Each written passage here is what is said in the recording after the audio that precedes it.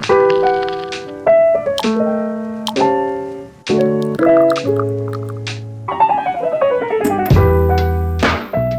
everyone, and thanks for listening to Wake Up, Look Up, a podcast where we connect events happening in real time to the gospel of Jesus Christ.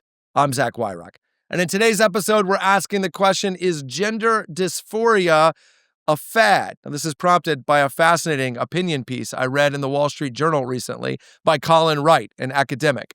And he makes the connection between gender dysphoria, which is the condition where a person feels on a mental, emotional level out of step with their anatomy. In other words, I might be born a man, but I feel as though I'm a woman. That's called gender dysphoria. And he connects that to another theory, the social contagion theory, which is that sometimes things happen in culture and spread very quickly that are not actually real. They're kind of a fad swept up by momentum and then quickly fizzles out. And for evidence, he cites that there was a period of time in Sweden, for example, where gender dysphoria among teen girls was up 1,500%.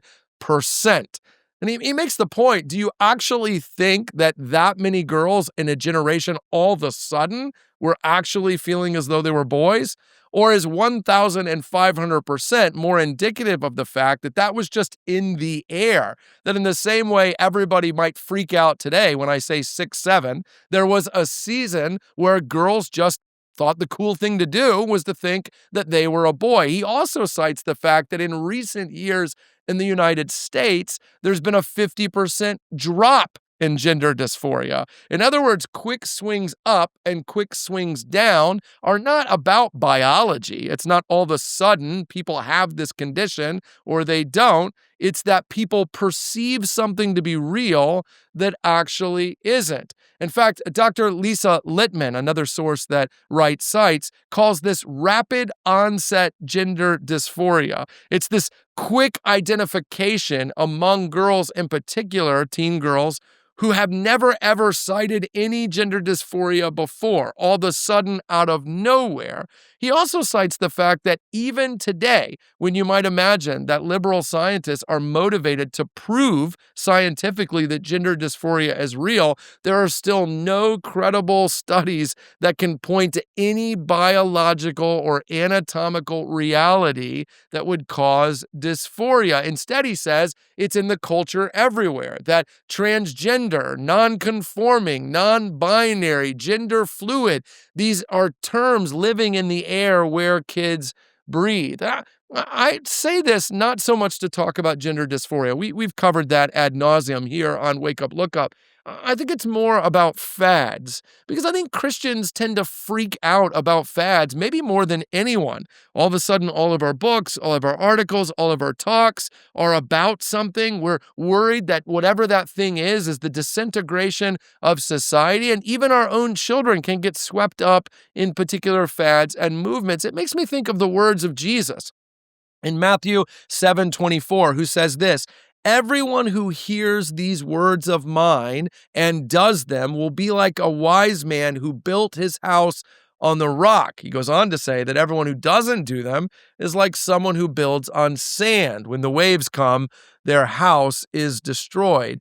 It makes me think that one of the big reasons we have to be motivated to disciple, to be discipled, and to disciple people, in particular children, is so that they don't get swept up. When things rise 1,500%, that's indicative of a lot of things in culture.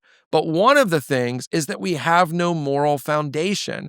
As a culture, we've turned our backs on God, and as a result, we're building lives on shallow and shaky foundations, and we know it. So when someone comes along and says, hey, maybe the reason you're not happy is you're actually living life as the wrong gender. Maybe the reason you don't have love or you don't have joy is you're out of step with your mental and emotional state. We buy it as a culture because we know something's wrong, even if we don't know what it is. And so we chase one fad after another. Christians will only become immune to that and immune to the fear and hyperbole around it when we are actually anchored in the leadership and lordship of Jesus Christ. You and I don't know what the next fad is. We don't know what the next battleground of ideas are, but we do know how to get prepared. Jesus tells us we have to hear his words. That involves coming to church. That involves reading the Bible. That involves learning the word of God.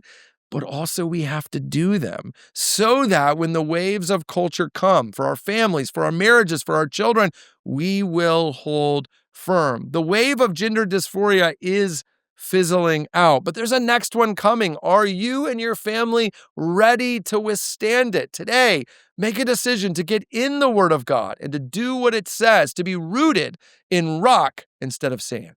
Hey, thanks for watching this episode of Wake Up, Look Up. If you enjoyed it, please help us get the word out by sharing it with someone you think might benefit from it.